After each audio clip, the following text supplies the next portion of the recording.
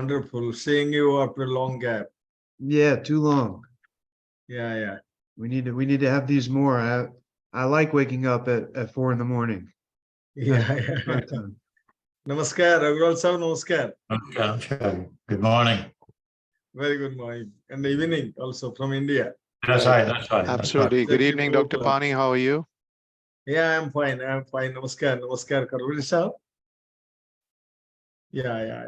Good to see you. Great. Yeah. Good to see you, in fact.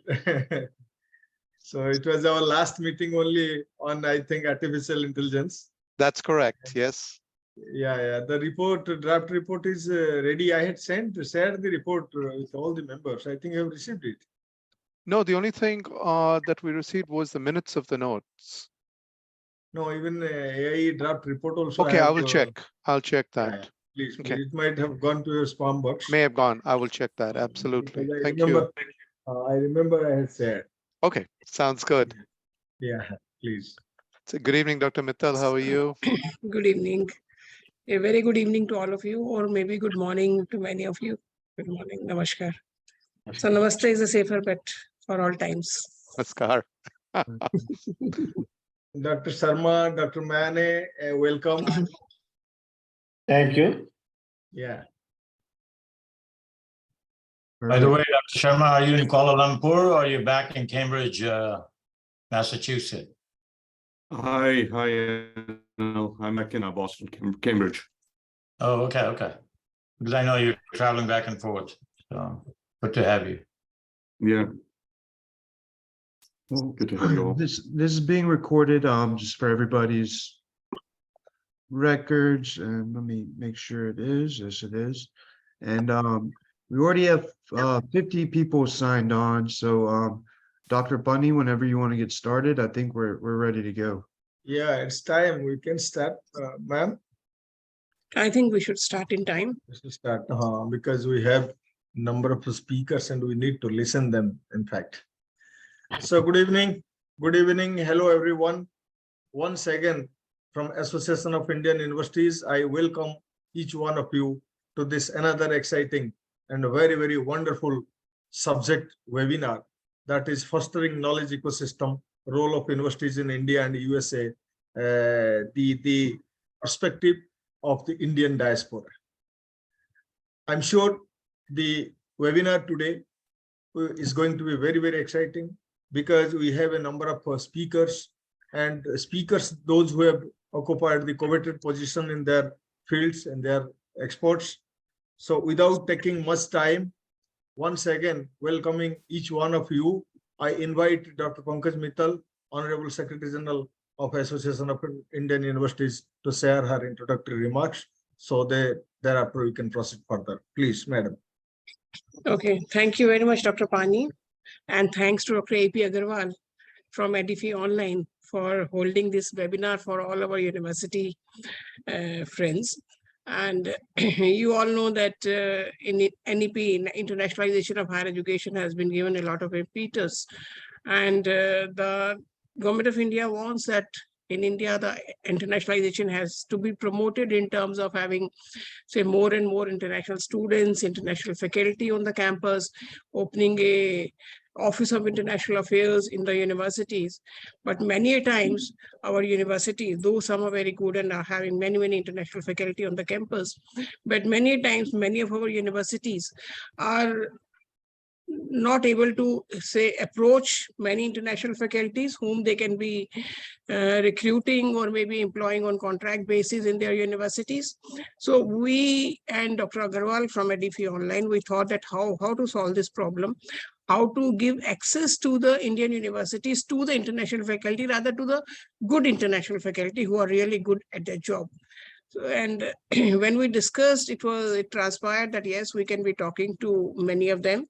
Dr. Agarwal has a platform called EdifyOnline, which is specializing in this particular area, that how to engage with the international faculty.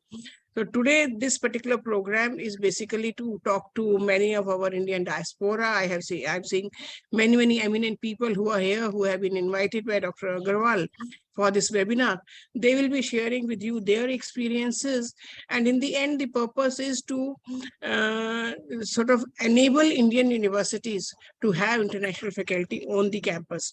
How they can do it, how possible, how the different ways are there, how to sort of find out international faculty, how to approach that international faculty, how to engage with them, all this that will be talked about. And I suppose Vic Agarwal is taking over the forum, this platform, and he'll be taking over the discussions forward. So over to Vic Agarwal for the next, and I mean for taking up the session. Thank you. Perfect. Thank you, Dr. Mittal, for the introduction, and Dr. Bunny. We're very excited to host the second webinar of what hopefully continues to be a continuous series of very informative events. So today I would like to just start by introducing our panelists, many of which have very long and distinguished CVs. So I have summarized them for time's sake. But today joining us, we have Dr. Sanjay Sharma. He's the CEO and president of the Asia School of Business in Kuala Lumpur. He is also professor of mechanical engineering at MIT in Cambridge, USA. We also have Dr. Naveen Nanda, MD. He's a distinguished professor of medicine and cardiovascular disease at the University of Alabama, Birmingham in the USA. Dr. Upender Mane. He's a professor of pathology, surgery, and epidemiology at the University of Alabama, Birmingham, and a member of the U.S. President's Cancer Panel from 2009 to 2010. Dr. Vistops Karbari, a former president of University of Texas, Arlington, and a professor of civil engineering and mechanical and aerospace engineering at University of Texas at Arlington as well. And Mr. Anil P. Agarwal, who is an engineering graduate from University of California, Berkeley, who holds his MBA from Golden Gate University, and he is the founder and chairman of EdifyOnline. So thanks everybody for joining us. For participants, if you have any questions, please post them in the Q&A, and we will get to them either towards the end of the session, or if they're relevant to a current topic, I'll bring them into the conversation. But the objective of today's meeting, Dr. Mittal said it well, is just to foster the knowledge of this ecosystem that we're developing, created by the NEP 2020 policy. The format of this webinar, for those that attended the first, will be slightly different. I'm going to pose a few questions specifically to moderators, and then other moderators, other panelists, please feel free to join in the conversation as well. And it should be a good morning for us in the US, and a good afternoon for those in India. So if we're ready, we can go ahead and get started. But so the first question, and this is directed first to Dr. Naveen Nanda and then to Dr. Upender Mane. Said both being part of the India diaspora, you had challenging yet successful journeys to academic excellence. What is it about the U.S. education system that inspired you to pursue knowledge, research, publications, and author books? So I guess we'll start with Dr. Nanda and then Dr. Mane. I think Vic, Dr. Nanda is on a different link. He's not on a panel link, I believe. He just sent me a text. He can hear us. Got you. Well, let's start with Dr. Mane, and I'll deal with that issue then. Okay. Yeah. Thank you. Hey, excellent. And thank you very much, Vic. And also I thank Anil Agarwal and the members of this organization for giving me this opportunity to share my experiences and my views on this very important, timely topic. Can you hear me, Anil? Yes. Yes. Yeah. Great, thank you. Right. What inspired me and why and how I reached this, whatever the accomplishments I had, despite having challenges when growing up. But let me tell you, the most motivating factor is my early life influences by my teachers, right from early stage, early in the sense when I was in middle school and high school. My science teachers, brilliant teachers, a couple of them, they exposed us to the environment, ecology, laboratory-based research in 8th grade, 9th grade, 10th grade. That influenced me or motivated me to take up this field of research. Research is not always biology and cutting the specimen and demonstrating what it is. So the research is actually helped me in developing the analytical skills, how to approach the issue, ask the questions of why, how, what we need to do in order to accomplish the outcome. So those are the things really helped not only in advancing my career and also my understanding of the world. So that is what I always feel, that research is not as an academic exercise. Research should be viewed as a way of accumulating the knowledge. Now, with that early exposure, moved on to the university, college level and university level. And there I was fortunate to have standing teachers because I love the area. So that's what I may be looking into the brighter side of the things in those lecturers or the professors. And that's what I was aligning with them, before the class, after the class. I think it has to be driven. So that type of motivation creation is very important in my aspect. Now, why we do the research? For various purposes, as I said, advancing the field of the area you choose. Today, the medicine is advanced to a greater extent because of the research. It's the same way in engineering and other disciplines of sociology or in the population sciences. So that is a required component in the development of a student or an individual. That's what I see as the research. And now, what are the challenges? We can talk for hours, the challenges. Even today, India evolved, developed tremendously in the last 3-4 decades. So going back to those days, compared to today, what we have the infrastructure, and I visited frequently several Indian institutions, and a lot of positive things happen, but still we are not there where we need to be.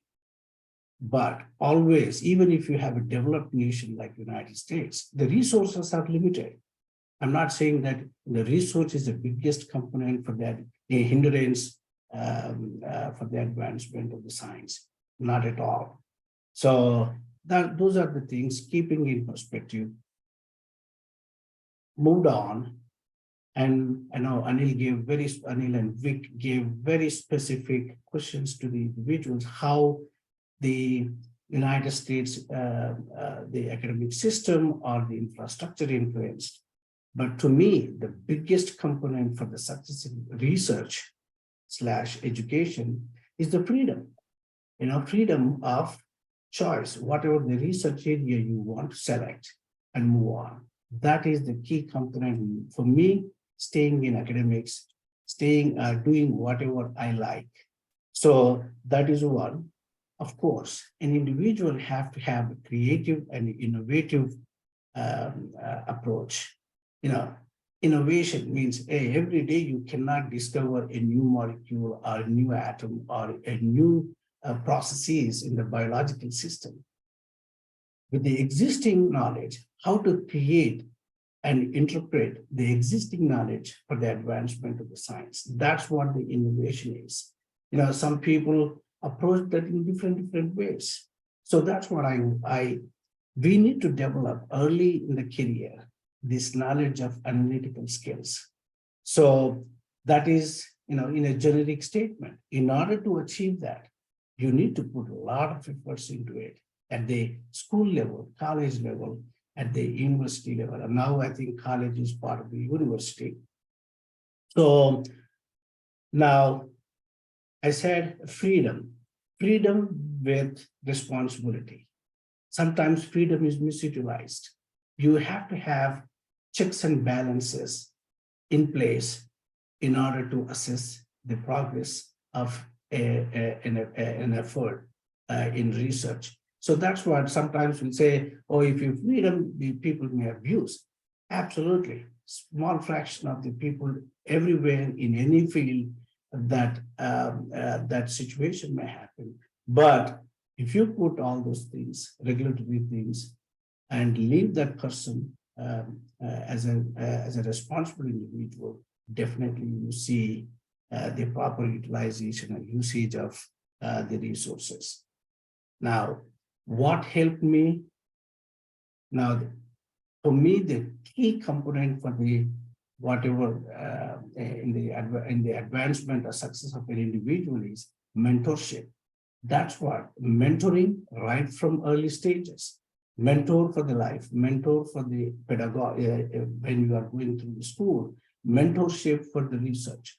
So I was fortunate to have lucky, brilliant mentors. But the mentors can go only to an extent. After that, that is you how to extend and take to the next level. So these are some of the important components in my career helped me in advancing my research. Now, the other question Vic asked, what is the purpose of publications, or how you came up with all these publications and book chapters? Why that is important? Various people use this for various purposes. Like, for example, in some institutions, hey, every year you have to have X number of publications. That is, I'm not talking about.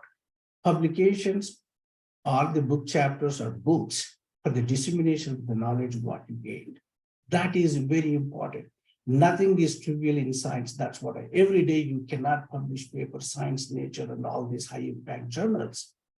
What is important is whatever that key component you identified, if that is solving a small problem in a complex issue, put it out in the public domain. That's what. And how to put that in the public domain? Not some junky things. It has to be some peer review. That's what majority of the scientific journals have, a peer review process, and follow through that. And even peer reviewed, let me tell you, there are a lot of research is coming out. Only 15 to 20% of those high impact journals are reproducible. Means rigor and reproducibility is also very important. So you cannot publish whatever the junk you identified. That's what the peer review process is. However, despite all these challenges, we have to disseminate the knowledge of what we gain.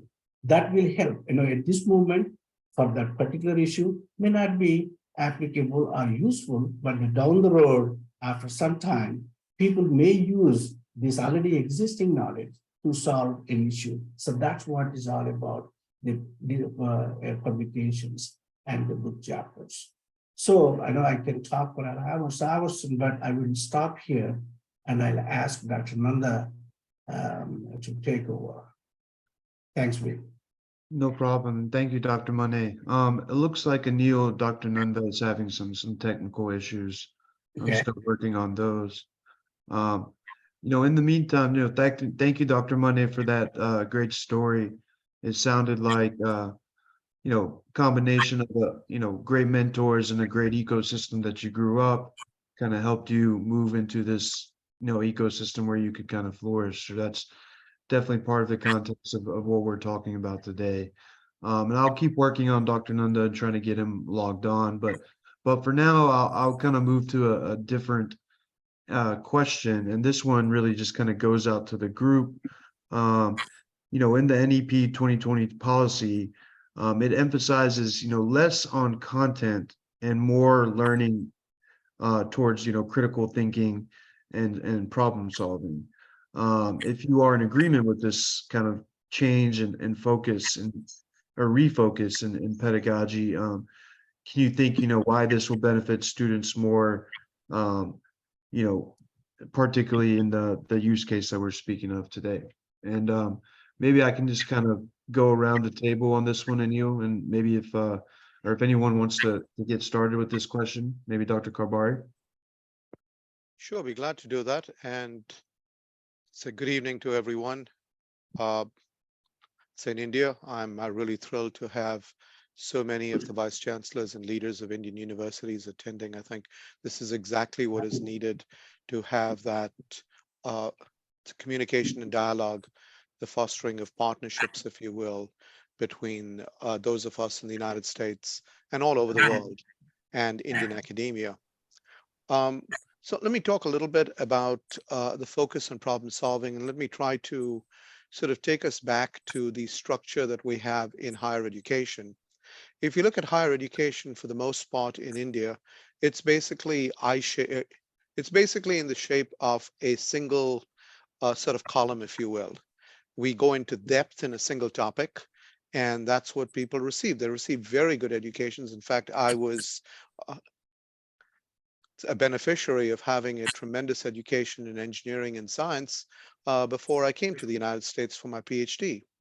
But what India does not do very well, and the NEP has now focused on it, is the focus on integrating knowledge that includes critical thinking, communications, and other skills, bringing it together, which in the United States we have by looking at a T-shaped education system, where you have the broad knowledge in the general education area, if you will, and then the narrow specialization in a single topic. We are starting to move on from that in the United States, and we're moving to either a pie shape or a comb shape, where you not only have the integration of the knowledge that is needed for critical thinking, philosophy, history, it's communications, languages, with our disciplinary skills, but also skills that we need in key areas. For example, communication, social media, skills in data science, skills in terms of AI, which will be very useful for every person as they move into an economy that is now more influenced by the convergence of information and technology. I think this aspect of NEP 2020 is actually laudable, where they've broadened out the scope of what education needs to be, going from just the sage on the stage, which is what is primarily used in India, where you have the learned professor who comes up and then just lectures. There's very little interaction or active learning that's going on in engagement between the student and the faculty member, to something that is more of the holistic growth of the individual, where the individual is actually encouraged, the student, the learner, if you will, is encouraged to learn more, learn broader, to engage in more than rote, let's say, memorization, but to challenge the percepts that are presented in class. One of the things that is actually very, very good in the United States is this flow of information that goes on between faculty member and the student, so much so that the student is encouraged to actually challenge in a very polite way the faculty member and engage with the faculty member in a discussion, thereby taking the level of education to a much higher level. The engagement at that level, the engagement of internships and externships during the education process, the ability of a student to undertake independent research as part of the curriculum and to have active learning and engagement, I think is so very important. And I think that's the part of NEP 2020 that needs to be focused on, not just the disciplinary skills, but how you broaden it. Because at the end of the day, when we talk of new knowledge, and that's what Dr. Mane was talking about, when we talk about the creation of new knowledge, it rarely occurs in a single field. That's a new knowledge occurs now at the interstices of a number of disciplines. So it's so important for us to learn about these different disciplines. So let me stop and let the other panelists jump in as well, and then maybe we can continue the discussion. Dr. Sharma, you have any thoughts on just kind of a refocus towards critical thinking as opposed to more concise kind of technical skills? Yeah, no, thank you. I'll build on what Professor Karbari said. My view, and I've read the NEP document, but I think it doesn't go far enough actually in one respect. And it is that certainly you need to build critical thinking. I think that's table stakes right now. I mean, if you used any of these large language models, if you don't do critical thinking, you're at risk. Your job is at risk, because that's the only thing that remains. But I also think that what NEP ought to do is frame learning in the perspective of problem solving. One of the challenges I see in India, as an Indian, as I grew up in India, I spent 21 years in India, I went to IIT, et cetera, is that we take agency away from individuals. It's always sort of let things go. Let things are the way they are. It's certainly in my time, in the 80s, 70s. Now, I think India is in a new place. And one of the things that education ought to do is put the learning in service of problem solving, in service of building, as opposed to simply in service of passing the exam. One of the challenges we have, and this is one place where American, especially higher ed, really shines, is we tend to teach what we can test. And if you can't test it, you tend not to teach it. But much of the magic of life and success and creativity is in things that are actually somewhat harder to test. And that's where American grad school really shines. And that's where you get the nature papers, the science papers, but often progress that does not end up as Dr. Mane said, in a nature or science paper. So we really, I think, need to sort of reframe learning in the context of agency, giving students agency to become problem solvers and to reframe what they learn in terms of what they can do with it. Thank you for that. Dr. Mane, anything you'd like to add to that? Absolutely. And I also emphasis on developing the critical thinking. Like, traditionally what happens when an issue or a complex issue thrown at you, the traditional way is make them into small pieces, manageable small pieces, try to solve them and put them together. That is one way, that is a traditional practice everywhere we learn in our critical thinking. But we need to develop the skills in students through the teachings and learning processes, how to develop the knowledge and skills to link these unrelated pieces to make a sense. That's what, again, I'm coming back to being a researcher. That's all I always think, innovation and coming up a new way of linking these. See, you can, if you have those analytical skills, you can bring all these irrelevant things by using an approach, integrated approach, and make them into a usable or a really useful component for whatever the outcome you are looking for. So that is one aspect. And also, I think we need to train the students for the next generation by inculcating the ideas as just now Dr. Sanjay Sharma said, it's not just clearing the test. You need to prepare them. Learning is a lifelong learning. It's not a one-time deal, right? When you are in high school, yes, pass the test, you got a degree. That's not. We need to tell them that you need to learn, unlearn, and relearn as the things evolve in the world. Because the world is a dynamic environment.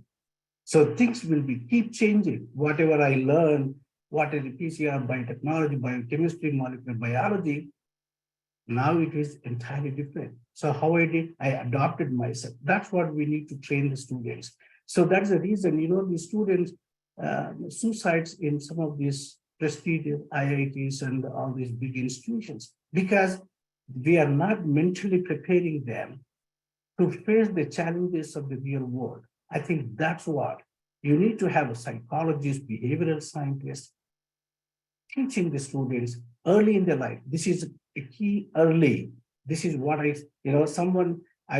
when I was an assistant professor, an associate professor, I used to take the microscope, go to the elementary schools in my backyard, Deer Valley, which you know where it is. So in those elementary schools and middle schools, they do not understand what is cancer, what is this slide is all about. Wow, that triggers, then you start focusing on it. So these are the exposures we need to do in early in life. I think that's what they will help in problem solving and developing the skills of critical thinking. I think, Wick, one other thing, if I might add, is continuing with what the two previous speakers were talking about. It's not testing students on memorization. What we tend to do is to teach and then test based on what they've heard. It is really testing on what they've been able to develop by themselves through the synthesis and new knowledge that they're bringing to the forefront.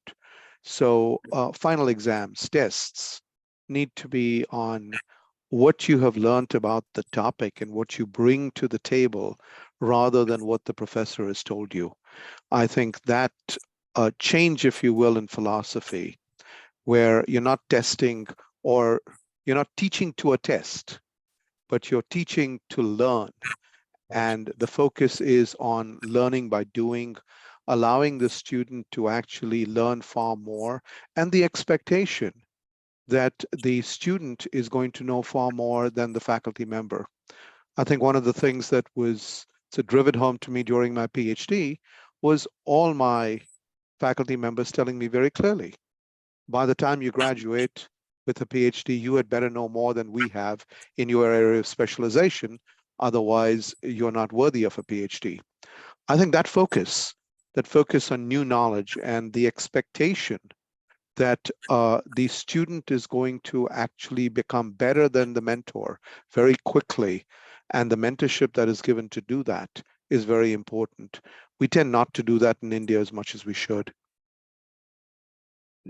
Just adding a couple things here, and that was great feedback from everybody. From my experience, and I know I'm the only person here with only just a bachelor's degree, but in the US, we have a lot of diversity amongst our professors. And so you get a lot of exposure to different things. And so while academia is a great and valid pursuit, it's not for everybody. So that's where I just like to add kind of a piece where, in the US ecosystem, Dr. Sharma knows this well, and, being from MIT, just the hands-on experimental learning, the exposure to people from different worlds, from different backgrounds, that played a big part in my life, and hopefully can play a large impact on individuals and students and learners in India as well. Dr. Nanda, thank you. Sorry about the technical issues this morning, but thank you for joining us. It's a great pleasure and honor actually for me to join you. Can I say something now, or? Absolutely. I gave a brief introduction about you before you were here, actually. So, but we did have a question guided in your direction. And Dr. Monday provided some feedback already on his story, but just kind of, talking about the challenging yet, rewarding journey you had from, your towards academic excellence, and, what about the U.S. education system that's inspired you towards, your pursuits towards knowledge, publications, authoring books, and being a leader in your field. Sure, thank you very much. But at the onset, I would like to say that the research, how to do research, and very well, actually was taught to me not in the United States, but actually in India. My mentor, Dr. Keshav Date, who was Chief of Cardiology at the King Edward Memorial Hospital and St. G.S. Medical College in Mumbai, was a very, very strict person. And really, we used to hate him as students, as postgraduates. But he was very, very strict. And he taught me how to do actually research. and how to be very, very honest in doing the research and how to be very, very hardworking. So these are the two qualities that he inculcated in me: hard work and honesty in research. And with that in mind, I was able to actually do some pioneering research in India, Mumbai, where I was one of the, probably the first one to show that coronary artery disease occurs in young Indians. And that was also my MD thesis. But I didn't publish that abroad. I published that in Mumbai because, we all needed money at that time. And when I submitted to the Bombay Cardiology Congress, I got the first prize of rupees 250, which is really very large amount at that time. And we could see a few more movies with that money. But at the same time, we did some research on heart disease and its relationship to diabetes mellitus. And Dr. Date made sure that we did very, very good work, very honest, very hardworking. And that was published in the New England Journal of Medicine, which was really at that time, and even now, the most prestigious medical journal in the world. And to tell you the truth, after I published that research in New England Journal of Medicine, I've not been able to publish any other paper in that journal ever since I've been in the United States. So that with that in mind, I was selected to become a fellow at the National Heart Hospital and Institute of Cardiology in London, because that's where we all went there at that time. That was the Mecca for learning cardiology and practicing cardiology. And when I was there, one of my new director of cardiology at the institute told me that United Kingdom is no longer the Mecca. You really have to go to United States, and that's when I went to United States. And also, of course, when it comes to research, it's also very, very important to be at the right place at the right time. Since I got trained in cardiology in India, I had to repeat my cardiology training in England, and then again in the United States, I had to repeat it. At that time, I saw that one of our attendees, one of the physicians in our institution, was using a sound probe to look at the heart, the ultrasound probe. And I got interested in that. And that time, there are 4 heart valves, and only 3 heart valves actually could be detected by that ultrasound. But the 4th valve, the pulmonary valve, there are mitral valve, aortic valve, tricuspid, and pulmonary valve, was not detected. It was felt that it was under the lung by South African cardiologists, that you could never get it. And it so happens that as a trainee in cardiology, I was looking at some autopsies and discussing things with a pathologist. And he said, no, the pulmonary valve is not under the lung. Part of that is outside the lung. And if the heart is a little bit dilated, you'll be able to see that very well. So I and my mentor, under whom I was training, we went there and we tried, and we found that pulmonary valve. And that actually spurred the growth of ultrasound in cardiology. And that is what we use now. It's an integral part of ultrasound. It's very cost effective, very cheap compared to the other techniques, and very, very accurate. And that's what, so we found that pulmonary valve, and that's how the whole technique of ultrasound grew. And ultrasound in cardiology actually grew from that time onwards.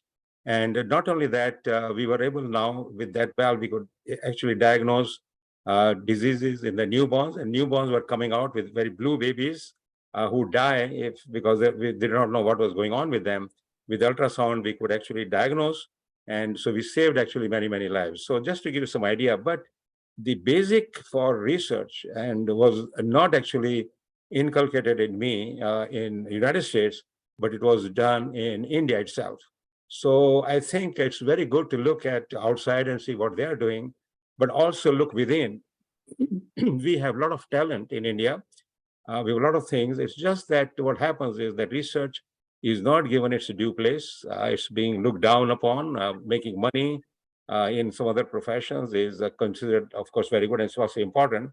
While in the United States, if you do research and you are good at it, you are actually recognized, you are promoted, you are given due recognition, and also you are given due financial compensation, which of course has to be very important. May not be as financial compensation as you get in private practice, but still good enough compensation, which I'm not sure now, but at that time was very much lacking in India, where, if you do research, you looked up, well, this guy is no good. He's not good for practicing, and therefore to do practice, and therefore he's doing research, and there's no recognition. So just to give you some sort of an account and also tell you a little bit of my story, in the United States. And as you know now, I'm considered, I mean, by many institutions throughout the world as one of the fathers of modern echocardiography, and also was recognized by the United States, got this highest civilian award, the Ellis Allen Medal of Honor, which actually, when it was given to me, there were only 3 people in Alabama who had it. One was the very famous Rosa Parks, who, as you know, was very, very active in the civil rights movement, and another industrialist got the award, and I was the 3rd one to get this highest award from the state of Alabama in the United States. And then, of course, I continued my research, and I have now over 1,000 publications, almost over 150 original publications, and a lot of that are research. Also, I was able to introduce something like a color Doppler technique in the United States, the first time in the University of Alabama at Birmingham. That's also an interesting story, because when I introduced that, I needed people to help me develop that technique, because we were the first one in the world, in the country, I mean, in the United States, to develop that color Doppler technique, which is very, very well used now, very much, very extensively used now. And what I did, I went to the dean and told him that, I feel very lonely in Alabama, in a medical center that are hardly any Indians. And I feel lonely. I really need to get people from India to help me develop this technique. So what I did was to invite people, a lot of physicians from India, many of them came here. So, and we developed this technique. So although this technique is developed in the United States, but the role of Indian physicians in developing ultrasound was really paramount. So I had many people from India come over here to the United States in my laboratory in Alabama here and develop that technique. So just to give you some connection that we may want to look at outside, but also very, very important to look within the country, within ourselves. We have a lot of opportunities there. It's just not being channeled in the right direction. I want to go too long here, Vic.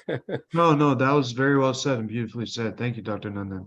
And I apologize for the technical issues earlier. And I think that's a good segue to our next question, who I'd like to start with Dr. Sharma and bring the group in as well. But, in the 2020 policy, I believe in paragraph 9, it emphasizes that the teacher must be treated as the most respected and essential member of our society because they truly shape the next generation. And therefore, they must be empowered to do their job as effectively as possible.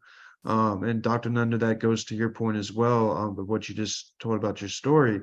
But Dr. Sharma, as running an institution right now, if you agree, kind of how do we put emphasis on this? What role can the individual faculty play, and how can this impact, which, is another topic, but relevant, the global ranking of institutions, which I know the AIU is also very interested in as well. So I have a somewhat controversial view of this, to be frank with you. I think that respect is mutual and it is earned. I think certainly teachers need to be respected. There's no doubt about it. And to disrespect teachers is the hallmark of a failing society. And to disrespect science, disrespect progress is all associated with, first of all, disrespecting teachers. That said, I do not believe that teachers should take it for granted. I think they have a duty to work towards earning it. I mean, I insist that my students call me Sanjay and not Professor Sarma. And I hope that they respect me because I'm able to help them and because I respect them. And because they, in their work with me, think that I deserve respect. So I'm a little bit concerned, actually, especially when I go to the developing world. There is the stand up and salute the teacher, right? I have mixed feelings about it because on the one hand, obviously, that's not a bad thing. But on the other hand, the guru has to be a guru as well. You can't just earn it. That status should not be, you should not be deified because you have that title. I do believe that great academics have it both ways. They are able to do both. So, for example, if you are at MIT on campus, you might run in, I don't know, Chomsky or a Rivest or, some other sort of a couple of Nobel laureates. I have never seen them. Robert Merton, I have never seen them demand your respect. It is natural. So I'll just say that, Vic, and just hand back to you. That's a great answer. I really appreciate the candor. Dr. Vic, maybe I Karpari? can add to that if you Yeah. don't mind. Absolutely. So, I mean, absolutely, it's very, very important that there is respect, but exactly the way the Dr. Sarma said, respect has to be earned. It can't just be taken for granted. And that's one thing that really needs to go across. We need to have faculty who are continuously trying to excel, who are continuously trying to stay at the sort of cutting edge of knowledge. But they have to be open to the fact that they are going to be challenged in class. You cannot have respect, meaning that the faculty member cannot be questioned. The faculty member cannot be told they should have done something in a different way. That has to change. And in a lot of areas in India, we still have that the faculty member is so paramount that you cannot question what the faculty member says. You shouldn't challenge it even if it is wrong. You have to just say the same thing over and over again. That respect has to be earned. It has to be earned by what you do every single day.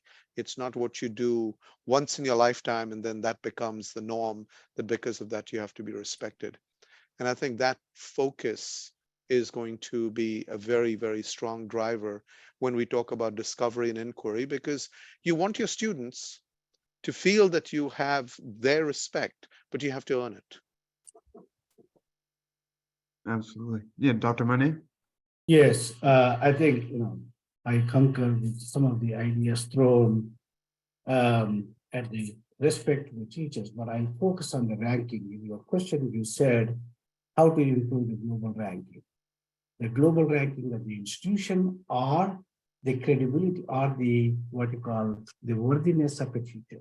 For that, there should be a lot of efforts. Now, all teachers are same. We all know that. Some of them are born teachers. They're brilliant. They take whatever the subject, but most of them acquire these qualities over a period of time. So for that, how to, if you take the global ranking of the institutions, all those top ranking institutions in the world, what they have is a strong research component. Again, I'm bringing back to the research, which is what I emphasized in the beginning. But in order to conduct the research, the teacher, Dr. Nanda, and I also mentioned about this mentoring. Mentoring is a key component. The teacher has to have this knowledge. Now, tell me, in this Google era, Google knows everything. Then why the teacher is, how you are going to respect the teacher in front of Google. Still, I believe you need to have a domain expert. That's what, how to extrapolate the things, what is already existing, and use that knowledge for the application. So that's what this teacher's role is, a key component. So, if everything you learn from Google, yes, that is important because that information is at your fingertips. But that's what I see the teacher's role. The teacher who acquires these qualities early in life changes, as I said in the beginning, change according to the changing environment. And absolutely, the teachers will be automatically respected. The other thing is, again, this is for the leaders. I know there are some of my friends and colleagues are vice chancellors now, they are attending this. And I'll take an example that how to retain and recruit these brilliant teachers. Never underestimate those, someone stays at one place because of various other reasons, but that what happened, oh, this guy is not going to go anywhere. Just ignore. No. If for me, that teacher who acquired a lot of knowledge in that environment, given that environment, what is it, Kashmir or Kanyakumari, Andhra, Delhi. So that person knows more about the local culture, integrate with that learning and teaching. That really, what you call the cultural competency to that environment, meaning you are teaching some of the concepts, taking the examples locally applied. That can be done by that local teacher. So that's what I see These are all ingredients which are contributing at the end of the day for the global ranking. And the last statement is, hey, IITs are one of the best institutions in the world. I still remember 20 years ago, Barbara Walters, 2020, she had a program on CBS. She said, one IITian is equivalent to MIT and Harvard students. It means what? That much recognition and value we have for IITs. Why don't you learn from the IIT institutions and apply that?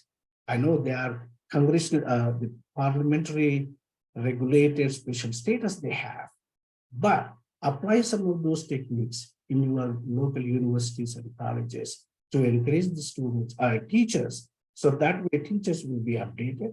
It's not going to happen. They have their own family issues or the teaching, they're 9 to 5, but there are some, those go out of the way, and those are the people who need to be recognized, awarded, rewarded, and retained. I think that's one of the ingredients for the that will help in global ranking. Back to you, Vic. Awesome. And no, just to add to that, just an observation. Obviously, I have the least experience here, but you know, in the US, you see a lot of the highest rated universities being the ones most open towards collaboration and towards working alongside other colleagues. So there's and you know, Anil can speak to this in his closing statements, but you know, there's a level of humility there amongst colleagues to reach kind of a joint purpose, and it benefits, you know, multiple universities, you know, kind of working alongside each other. I know, you know, UAB, Dr. Mane, Dr. Nanda, there's a lot of cross-functional collaboration, a lot of teamwork, and Dr. Soma and Dr. Karbari, I know you've seen that in your backgrounds as well. But no, thank you very much, everyone. Just, I think we have one last question and then closing statements. I think we're have about 30 to 40 minutes left. So this question is for Dr. Karbari. So Dr. Karbari, in the NEP 2020, section 5.15, continuous professional development emphasizes teachers to be afforded opportunities for self-improvement and to learn the latest innovations and advances in their professions. So in your opinion, can this be achieved with the improved interconnectedness between Indian and international faculty? So I think the answer is yes, definitely, but I think we need to take a step back as well. We tend to think of everything as being international, that something cannot be done unless it is international. Well, the first thing that has to be done is the faculty member themselves have to feel that they need to constantly learn. Whether it is international or not, they need to actually learn and take their knowledge level up every time, which also means that the university has to give to the faculty member the time and the ability to spend on constantly refreshing their knowledge base and learning more. That said, there are tremendous ways in which, especially in a sort of post-COVID universe in which we are now, for faculty to actually collaborate, not just with the physical trips, which are very, very important, but also doing this across Zoom, across the ether, if you will, with a collaboration that so many of us now do because we're able to keep in contact with say colleagues across the globe. I think it's important for us to look at that in terms of three different areas, if you will. Let's start with teaching, since people at least start looking at teaching, research, and then impact and outreach. Let's start with teaching. We all learn in our own disciplines, but our students can actually benefit from having significant exposure to people in other areas or other specialties, even at the undergraduate level. And I think it's important for us to be able to bring that to bear with the collaborations that we can have online by bringing international faculty of repute to our students. One of the difficult things in a pre-Zoom era was to actually coordinate a visit of a visiting faculty member to come and talk in your class. We had to look at days, we had to look at times. They came for half an hour to an hour. Now we can actually bring them into the classroom live through Zoom and Teams and other sort of virtual means. I think a lot of that needs to be done, but not on a one-off. there needs to be this sort of integration between the faculty member that you're calling and yourself as a faculty member, so that it's not a one-off just for your students. You're learning constantly by having this, let's say, collaboration in terms of teaching, in terms of content, in terms of how we actually bring sort of exercises, simulations, the what-if scenarios into class. I think the second is in terms of our research itself. We tend to think in terms of research very simply as, well, let some university in the US or UK give us money in India and we'll do some research. That's not true research. True research actually needs time, and it would be wonderful if more Indian universities sent their faculty members, including some of their doctoral students, to US universities for a period of time. We do a lot of that in the US. We actually call it a sabbatical, if you will, and we encourage our faculty to go elsewhere to learn from somebody else. And I think having that ability to do that with a fixed sort of purpose on it would be very useful. And this is not a visit where someone goes across to have a nice time in the United States and visit the United States. It is to actually sit in somebody else's lab, become a part of their lab, learn from them, write papers with them, and then continue that collaboration when they go back, so that students are going back and forth. This obviously means that resources have to be put in place by the home university in order to do that. The third is in terms of the impact, if you will, and I'm trying to be very broad. I'm glad to go into depths into this. The third is in terms of impact, and I'll give you a very simple example. We have a lot of faculty at the University of Texas at Arlington who are working on topics that really have impact in areas other than in the United States. So we had set up research collaborations, for example, with the government of Bangladesh, where those working on health areas that were specific to that area, or those working in the area of infrastructure, or those working in the area of floods, would actually work with colleagues in Bangladesh and go back and forth. And their faculty who did not have a PhD actually came to the University of Texas at Arlington to get a PhD, but working on a topic that was germane to Bangladesh. And they went back and worked on that research in Bangladesh itself, with our faculty then advising them and going across.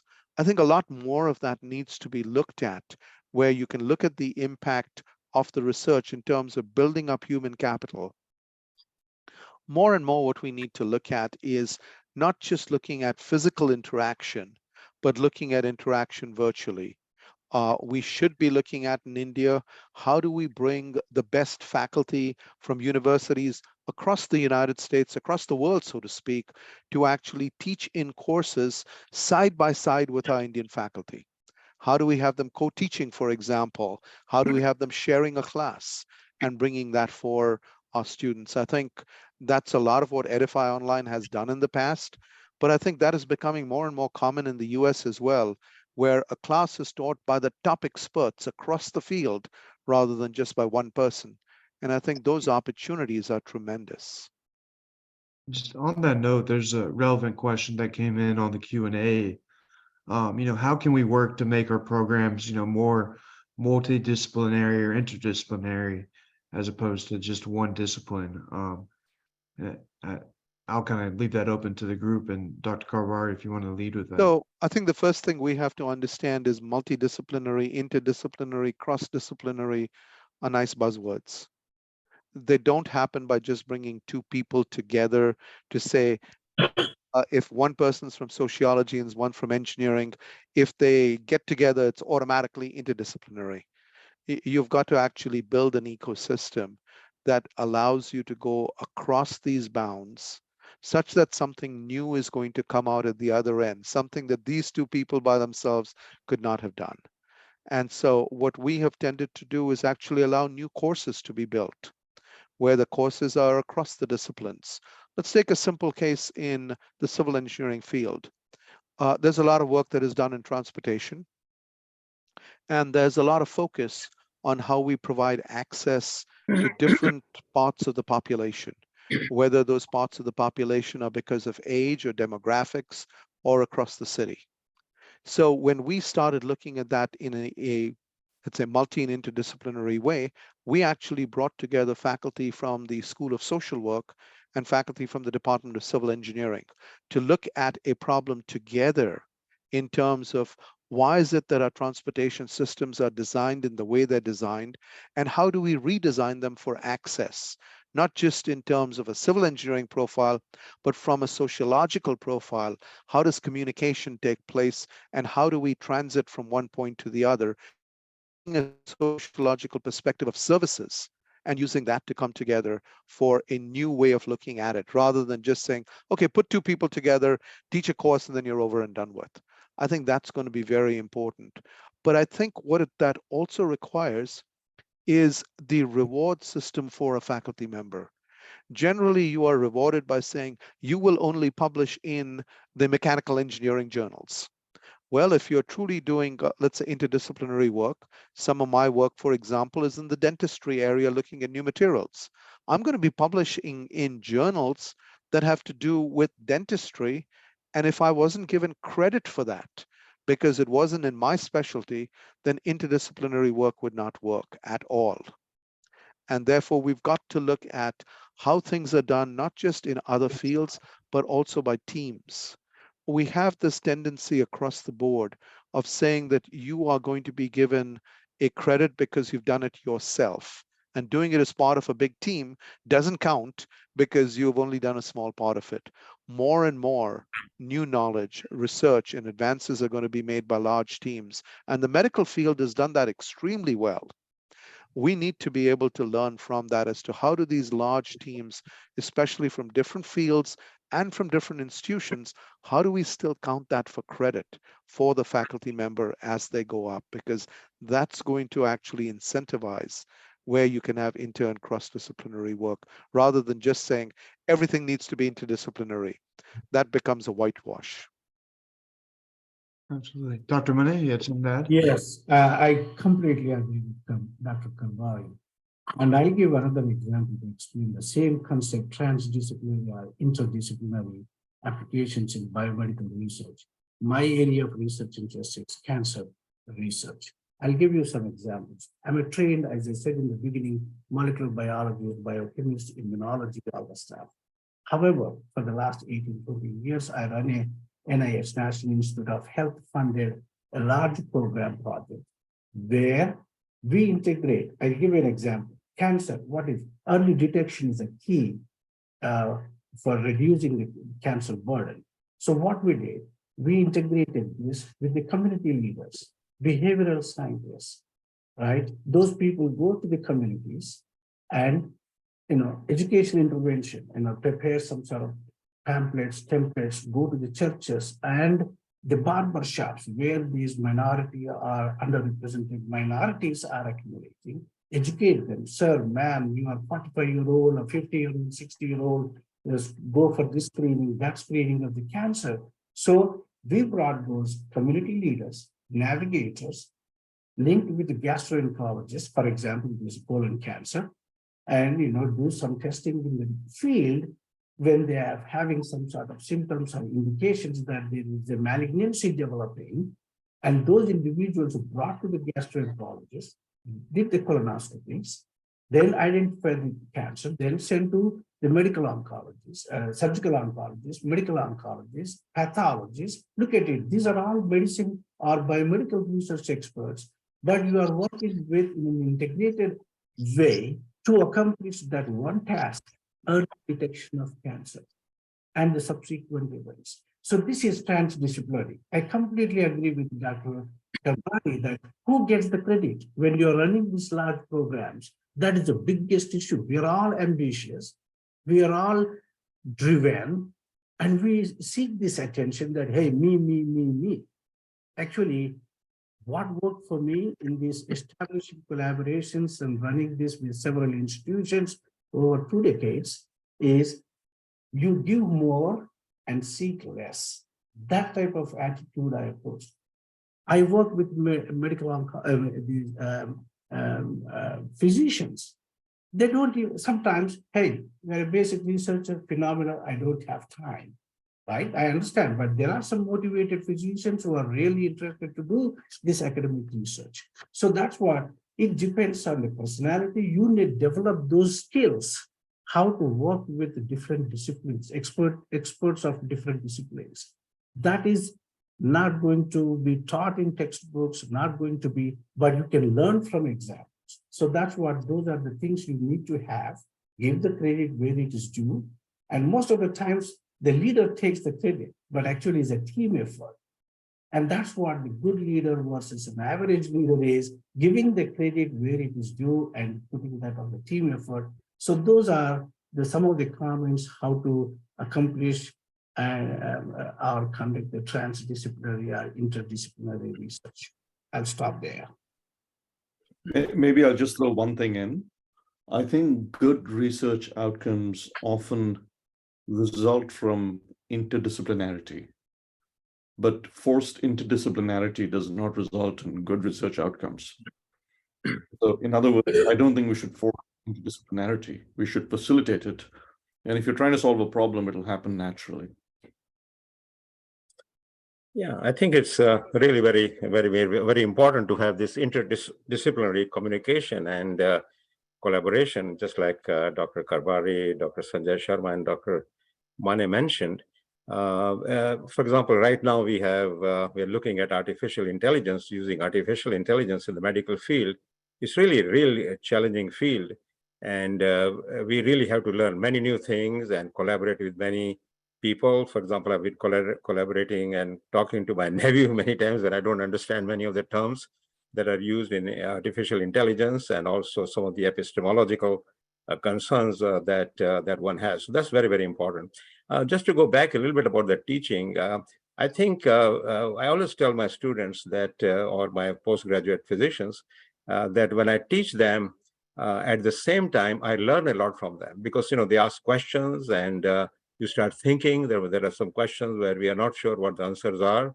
So that really inspires you to do more research, to look more into some of those directions. So when you teach, you are not really benefiting your students, but at the same time, you are actually benefiting yourself a lot more.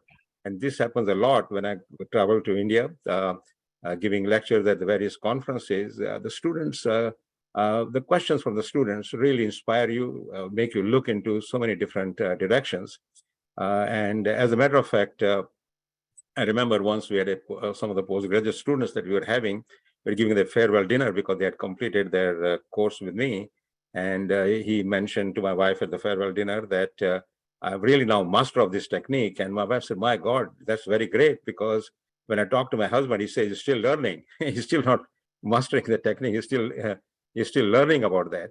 And also when my physicians come, talk to me, I always tell them that, just like as I get used to your Mexican accent or the Southern United States accent, which is very different from the Northern accent, you really have to get used to my Indian accent also.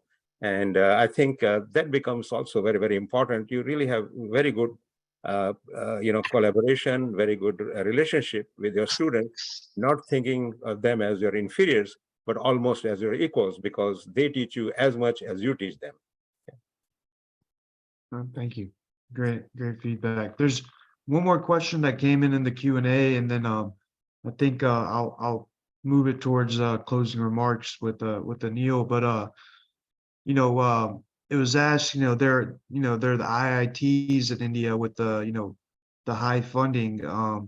How can some of the lesser funded universities in India, improve their ranking, improve their status, and do this in cost-effective ways? And hopefully, we're kind of introducing some of those concepts here today, but I think that's a good question to end on. And then I'll leave it to Anil to kind of close things up. Vic, before we make these closing comments, can I make a couple of comments on the fourth question you asked? Yeah, absolutely. Related to self-improvement and the professional development. Yeah. Only small points. That is, hey, suppose in a university or college or in an institution, if some program is highly successful, working very well, as long as those experienced teachers are there, one day everyone has to retire and get out of the institution. But what I suggest, archiving and digitizing those documents, or storing that information, or getting those interviews conducted by those folks, digitize it, store it. Record keeping is very important, and use that to train the next pool of teachers coming into that program. That's what self-learning and continuing this progress. That's one comment. The other comment Dr. Nanda said, that's absolutely right. Now artificial intelligence, all this technology integration is taking place into different areas. But if I were you in this challenge, how to survive, not survive, how to take this to the next level is take this artificial intelligence technology to improve the cognitive skills or the social emotional skills in the students. Those are not done by the artificial intelligence. So that's why if I were you, utilizing this emerging technology for the improvement of the students. So that's what we need to use them for developing cognitive features or skills, social and emotional skills. And stop there, then we'll go to the next system. Oh, absolutely. Thank you for that. Well, Neil, I might pass it on over to you for some kind of final remarks, and then we can see if there's any Q&A left, and then kind of go from there. Yeah, absolutely. So before I thank all the panelists, I actually want to go back how the company EdifyOnline was formed. And it was in 2015, 22nd December, I met Dr. Sharma in Cambridge, MIT. And the reason I say that is very important, why EdifyOnline was formed. Dr. Sharma, who's here today as a panelist, was the reason where I am today. There were a lot of doors shut at the time when we started talking about that someday technology will enable interactions between faculty around the world. And most of the people, even in the United States, were skeptics at the time that it's never going to work. And I met this guy, Dr. Sharma. I had a huge presentation of about 30, 40 slides. He was a little late in his classroom. It was dark, it was raining. So he came out of his class, he apologized. He said, Anil, do you mind crossing the street and we go have a cup of coffee? So in the rain, we went out and had a cup of coffee. He said, I don't want to see a presentation. I want to see what's in your head. And his thing was, and it ended up that, okay, this is a great idea. The technology will enable a lot of interaction around the world. So thank you, Dr. Sharma. You still remain my mentor for starting the company. All throughout this discussion, what I noticed is that interaction is powerful as long as two knowledgeable, smart people are interacting.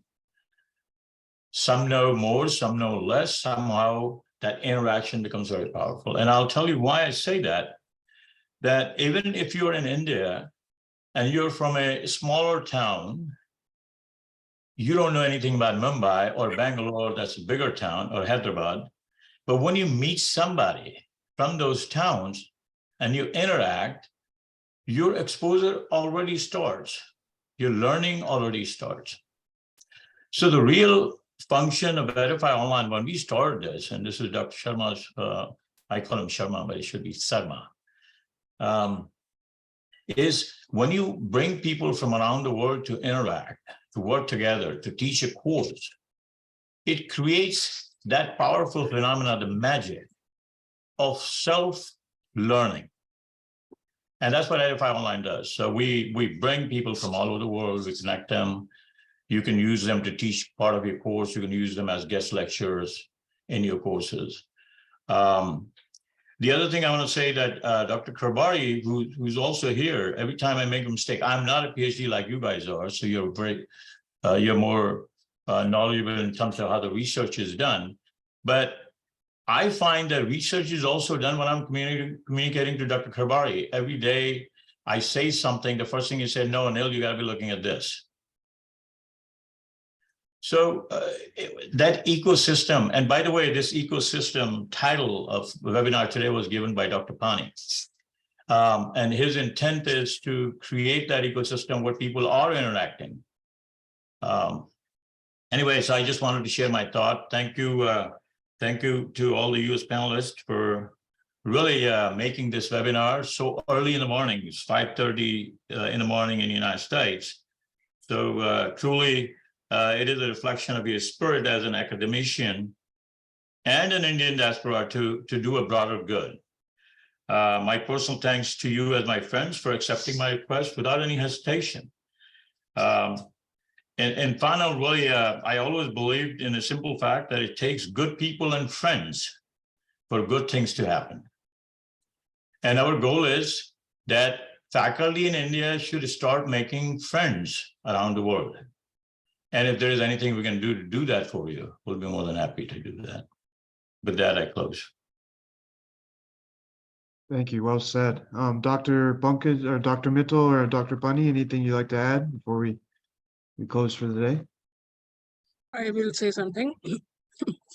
First of all, I should apologize to all the Indian diaspora sitting in USA, talking to all of us at 5:30 a.m. in the morning. My apologies.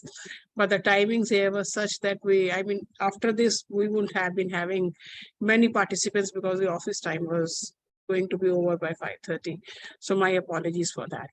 Second is, we feel so proud that such a good Indian diaspora is working in US, and the way we were discussing and the discussions, like we did realize that there is no shortcut to success. Everybody has to slog, and then working in silos will not work. We have to be doing a collaborative working. And out of these two, Dr. A.P. Agarwal, we have been talking to in earlier meetings also. Dr. Sanjay Sharma, if you remember, we had you during COVID. And during COVID, you had a very good lecture from you was given to all our AIU vice chancellors, and it was very, they were very appreciative of the lecture you gave. And Dr. Vistap Karbhari is now a regular feature in most of our conferences. So special thanks to both of you, and thanks to Dr. Nanda and Dr. Mani for being here at such a early hour.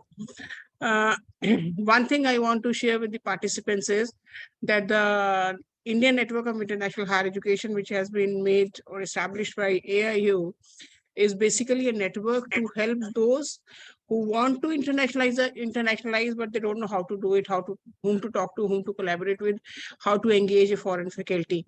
So there are some who are very good at it. For example, there's Jindal University in India, which is having something like 500 international professors. So there are universities who are already having it, but we are for those who do not have it but want to have it. So this was a proposal which went to our governing council, that EdifyOnline is a platform which is ready to share with us the international experts. So our universities can engage with the international experts.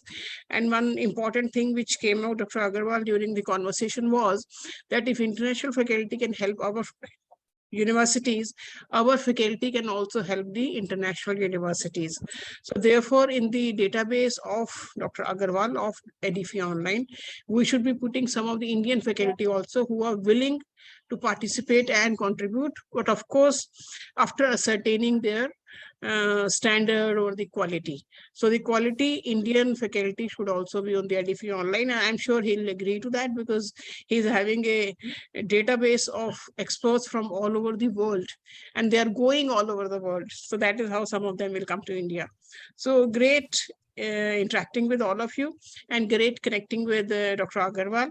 And we are sure that our Indian universities will be benefiting a lot through EdifyOnline for engaging, especially the international experts in their universities. Thank you very much. Thanks a lot. Dr. Pani, if you want to say something.